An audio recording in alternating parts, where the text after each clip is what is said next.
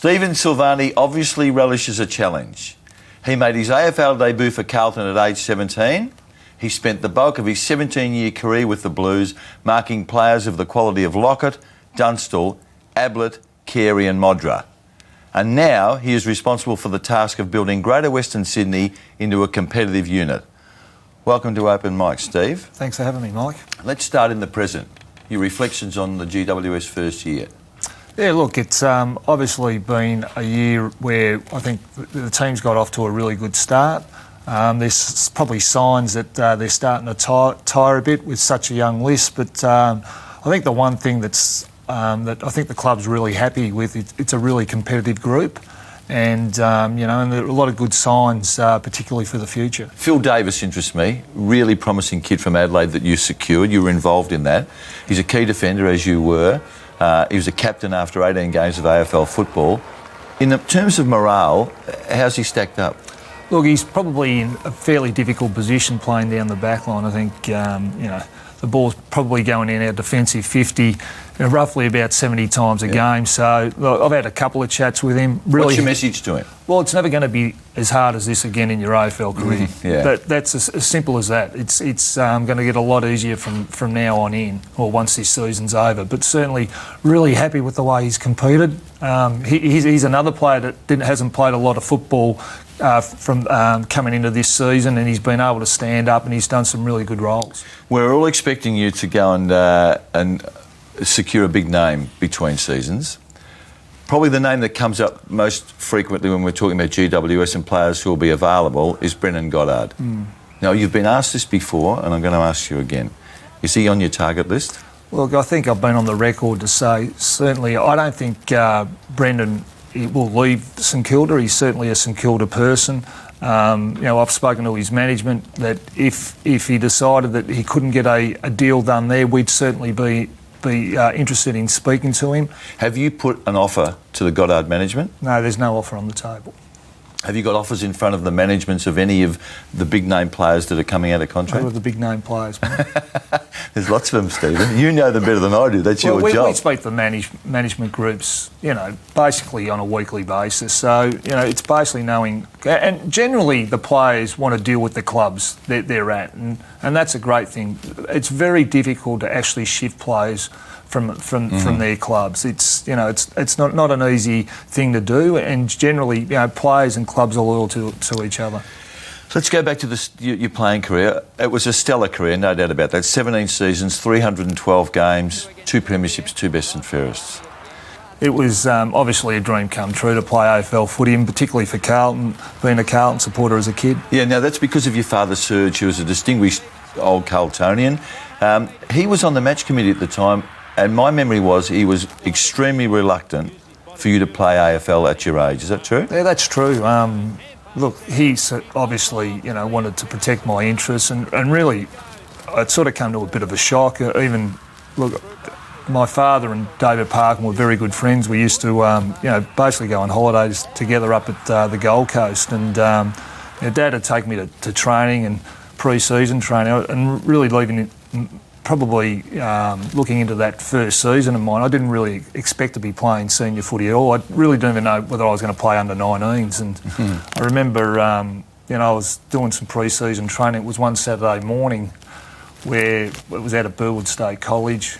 All the running was happening. We did some skills, and then they were doing some running at the end of the skill session again. And I just walked off the track and jumped in the car, started reading the paper, and on the Monday I went back down to the club and Parko pulled me aside and said, "What are you doing?" I said, "Well, I was tired." Because I had no concept or idea that I was actually trying to be on this senior list. I just thought I was doing the under-19s, and at the time the under-19s weren't even training anyway. So I was just doing this training for the sake of training, and he said, "Oh, we're trying to get you to play." And that's when the penny dropped. Just after the midway point of your career, you're named in the AFL's team of the 20th century. Now, there was a bit of negative fallout about that. I remember this. I remember sort of being involved in the media discussion about it. It unsettled you a bit, didn't it?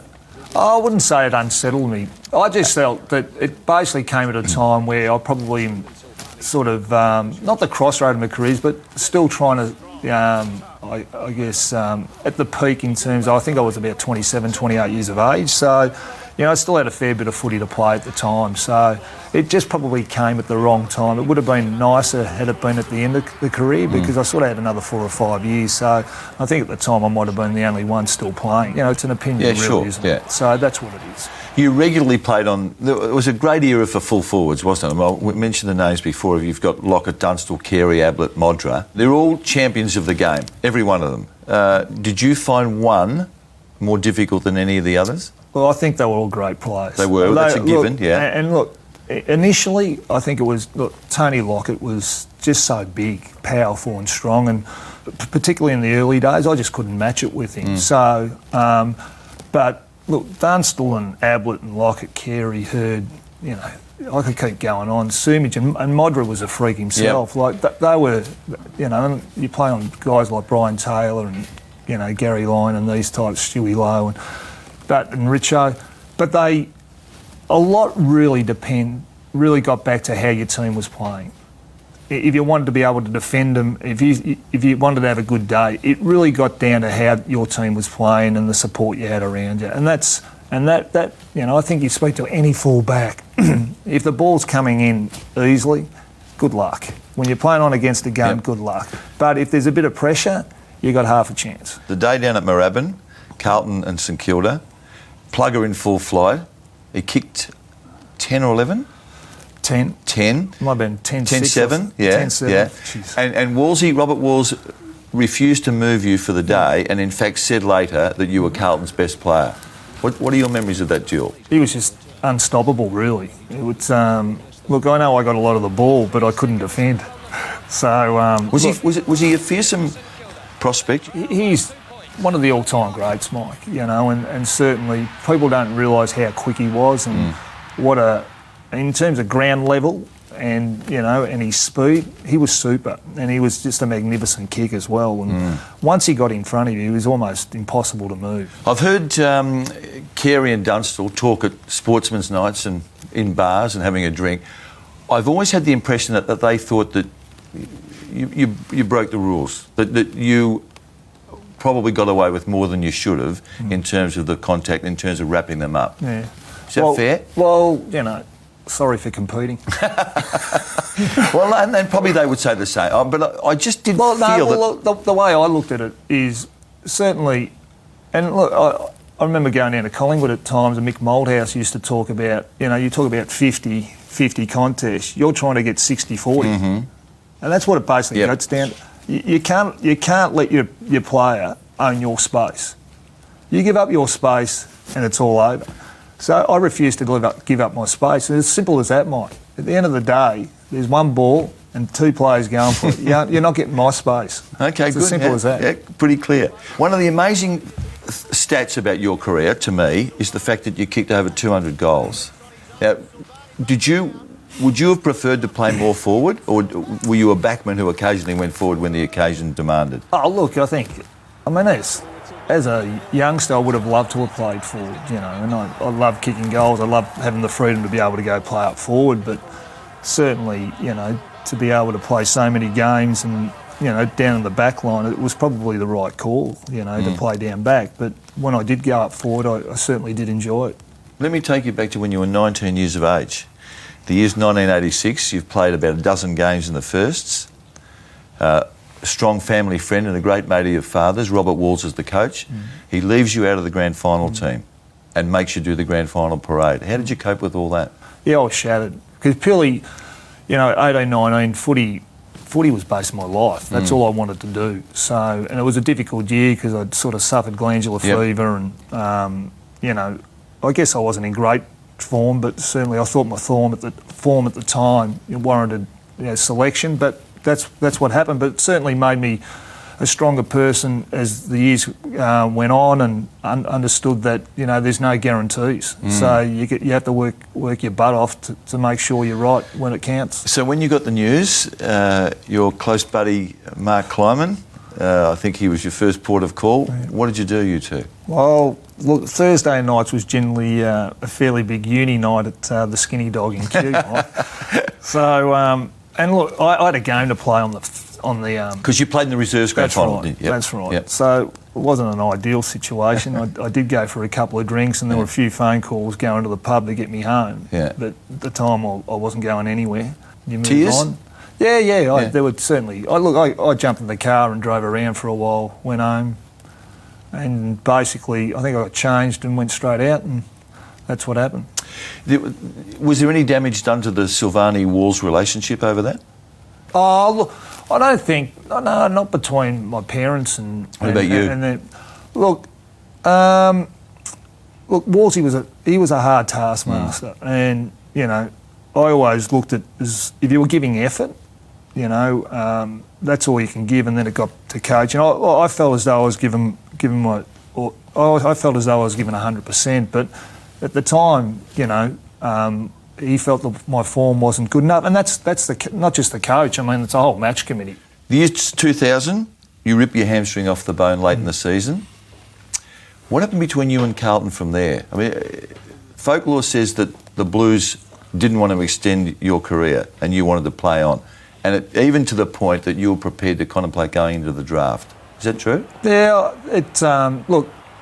I did rip my hamstring off the bone. I think it was the last final against Brisbane. Yep.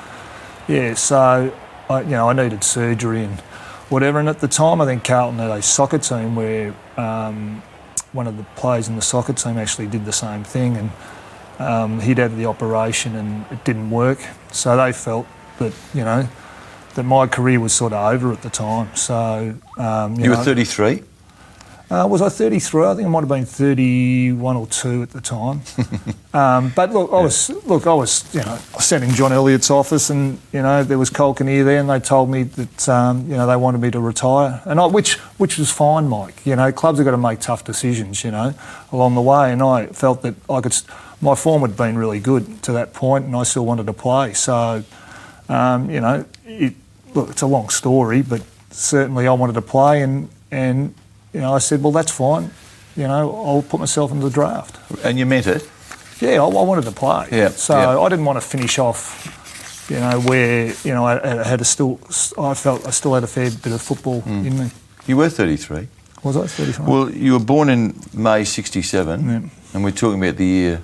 End of 2000. Which makes you 33. Yeah. Maybe I should have. Maybe I was right. No, your form was good, though. But I'm not sure that if we can hark back to that time, I think you were more angry than you're letting on now. Did you feel that they'd sort of abandoned you? Well, I don't know. I mean, look, I felt as though I was playing good football, Mike. And, look, and I think I proved it the next year as well. So you did. I came back and I started playing, and I played good footy. So that's what it was. So, at times you back yourself in, and I was happy to back myself in. So they came back and gave you a 1-year contract? Actually, they gave me a 2-year contract, Mike. Did they? Yeah. Okay. But at the end, you pulled the pin after 1 more year, correct? That's right. After the break, Stephen, let's talk about your flirtation with coaching and your relations with people at Carlton.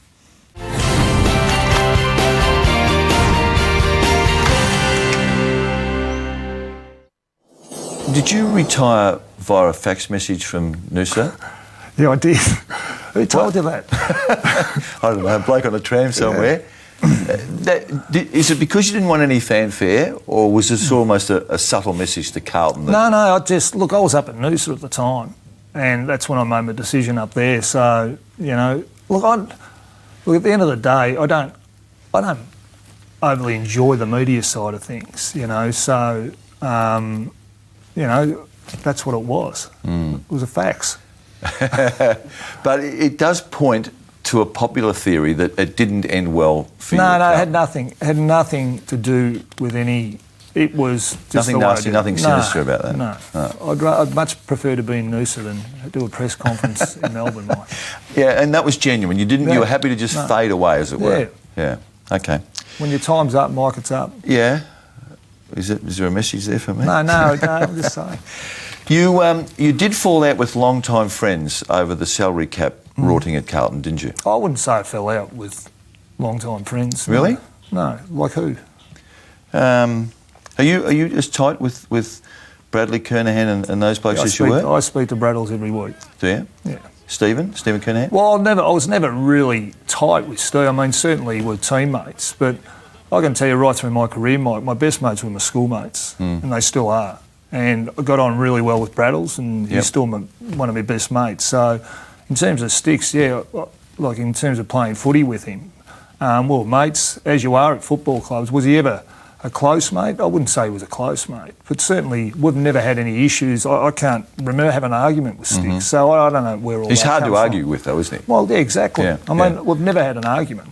The salary cap scandal. This is my understanding of it. Stephen Riley, the former Geelong player who went to Carlton, blows the whistle to the AFL. Stephen Silvagni and Craig Bradley come forward and provide their version of events, and Fraser Brown stands firm and refuses to cooperate. Am I getting it right? Well, yeah, I think, Mike, really on all this, a lot's been said in terms of, a lot was written in the media. It was basically in the media every day for about 3 or 4 weeks, and a lot that was sort of said in the media was incorrect in terms of how things happen. But fundamentally, was it not under the table payments to you 4 players? I'm not too sure that's right, Mike. Really? Yeah. Well, tell us what is right. Well, all I can say is this, Mike, is that, a lot of water's gone underneath the bridge since then. It was a difficult time for not only the club but the players themselves, and certainly we cooperated with what the club wanted us to do. With what the club wanted you to do or what the AFL wanted you to do? Well, both, really. So you're saying that there weren't under the table payments? Well, mate, and that's where it all... Look, I'm not prepared to go into it because at the end of the day, it could be another 2 shows in terms of what happened. But certainly all I can say is that, we cooperated with what the Carlton Football Club wanted us to do and what the AFL wanted us to do. Was there any implication from the AFL that if you wanted an ongoing life in football that you needed to cooperate?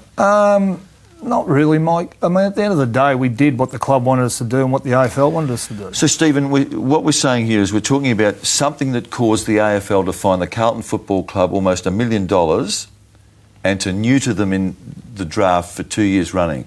And you're saying it wasn't to do with under the table payments? Well, I think it was to do with certain things that went on. But at the end of the day, Mike, I mean, I could come out, and it's not about me. And it's not about... No, but you're a participant in this. Yeah, I know, but it's not about... I can come out and tell you what exactly went on, But you know what? I think we've all moved on. It's been 10, 12 years. The club's taken a long time to get back to where it's at. Which is precisely the point. I mean, this smashed the footy club, didn't it, at the time? It did. So it is significant in the modern history of the Carlton Footy Club. It is. Was there a moral issue with you when you spoke to the AFL? Did you feel that you needed to sort of almost, not purge yourself, but come clean? Mike, I can tell you what has been said in the paper isn't accurate in terms of what went on. Well, I mean, this is a trite thing, and you'd expect a journo to say this, but we've got time, mate. If you want to tell us exactly what happened. Well, and I've said to you that a lot of water's gone underneath the bridge. The club's come a long way to get itself to where it is. And as much as I'd like to say certain things, it's not about me. I've remained silent through the whole thing, and certain people have had their say, which I can tell you is incorrect. How are your relations with John Elliott? Let me put it this way, Mike. If you've got nothing nice to say about someone, say nothing. Okay. Now, I am going back over a little bit of old ground. So you lost no friendships. No friendships were ruined over the salary cap scandal. Well, I can tell you I haven't had one argument with one player there, Mike. That doesn't actually necessarily mean that friendships aren't affected, though. You can just choose to stay away from them and not get involved with them. Yeah, but what type of friend? If you're a friend, you actually discuss something, don't you, Mike? Like if we're friends, you'd actually approach me and say, "Well, listen, what went on?" Would you do that as a friend? Yeah, I think we should do that. Yeah. So, if they haven't done that, they're not necessarily friends, are they? Okay. Do you hold grudges, Stephen? Oh, look, I can be stubborn. Yeah, I think most people would say that you can be stubborn. Yeah. Are you getting better at that? I could probably improve. I think you're more open now. I think I've found you. But we've probably got a mutual friend that might have increased your trust in me. Yeah. So it's a slow process, isn't it? Okay. Now, the other one I wanted to ask you about, what's that smile mean? Oh, you make me laugh. The other one I want to ask you about the perception that Stephen Silvagni felt he was harshly treated by Carlton because he was a local boy and the money went to the interstate blokes and finally to Cooter. No, that's not right. Mike, at the end of the day, I was more than happy with what I received. More than happy. And look, my biggest thing is that when you put your hand out, you got to give something back for it. Mm-hmm. Yep. Is that it? That's it. Which means what? If you that hopefully what I received, yep, I gave back. But did you? And there's no question about it. That's not an issue. That's all. You always did that. Let's turn to coaching.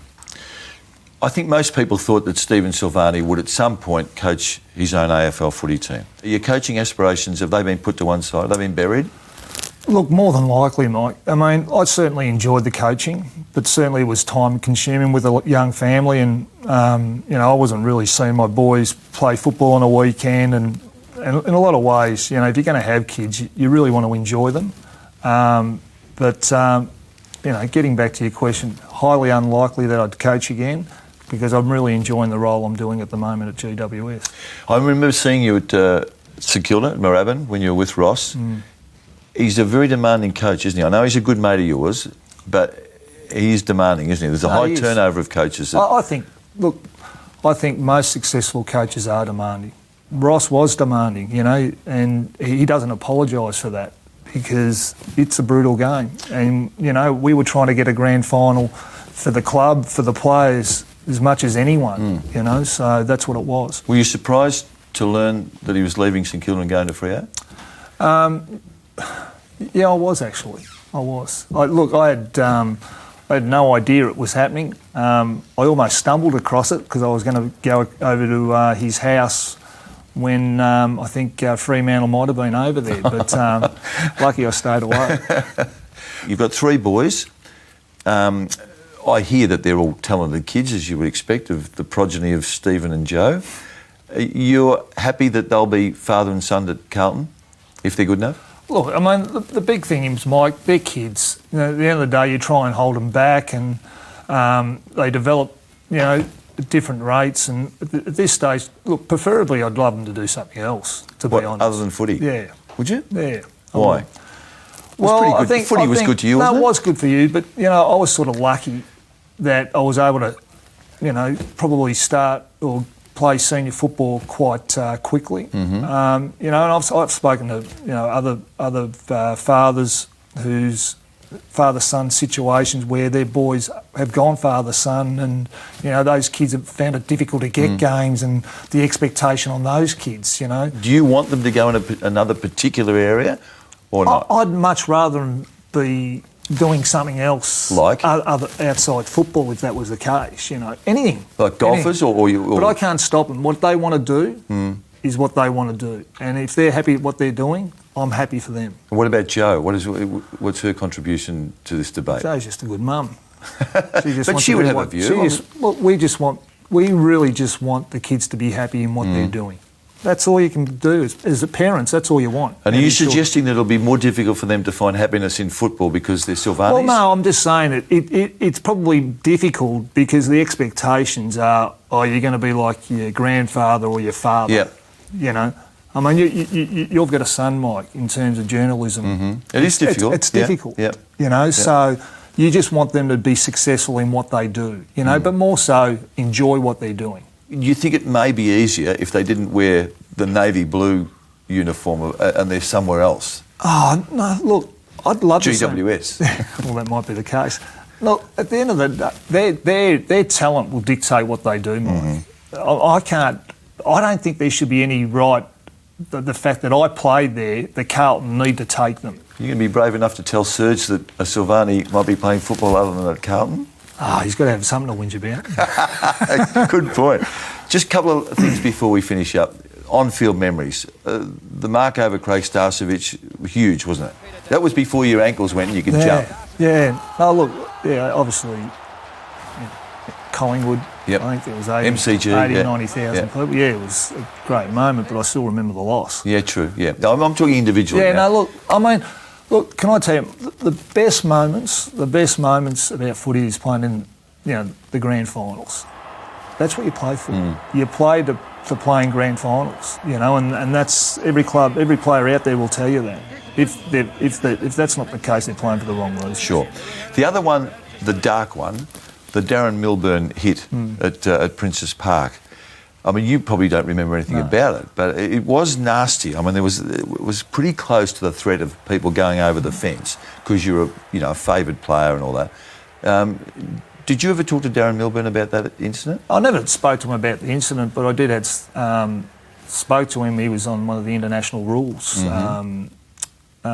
tours. So, look, I've got no issue. At the end of the day, what happens on the ground stays on the ground. Across the board. There's no restrictions on that to you? No, I think, and you know what, time heals in a lot of ways, Mike. But what he did, in terms of the split second and what he did, it happened, you know. I mean, if you to say what happened after that, in terms of, you know, him clapping, if he had his time out again, he probably wouldn't do it. We all make blues. We all make blues, you know. I'd like to take a couple of things back that I did along the way. You know? I don't know. When you get old, you get grumpy, Mike. Still going. 30 metres out. Oh, what play! It may have been touched on the line. No! Did you touch Michael Long's goal in '93? Look, I've been asked that question a million times. What's the honest answer, Stephen? I'm sure you know what? It wouldn't have been the first one I touched that was given a goal. It happens, you know, and it happens, you know. Can we be specific? Did you touch Long's Look, kick? I touched it, but at the end of the day, it was a sensational goal. Look, it happens. She's magnanimous of you. Yeah, it was. You weren't on the ground at that time. You were a bit agitated. It's a grand final, Mike. Yeah. So you did touch it. You touch it. It happens, but it's not the first one I did. I mean, I would have done at least probably, you know, half a dozen of those through my career. That just happens to be grand final day, and everyone remembers. Stephen, it's been a fantastic career. You deservedly in the team of the century. Massive contribution to Carlton and football generally, and may it long continue. Thanks for your time. Thanks, Mike. This has been a Fox Footy production.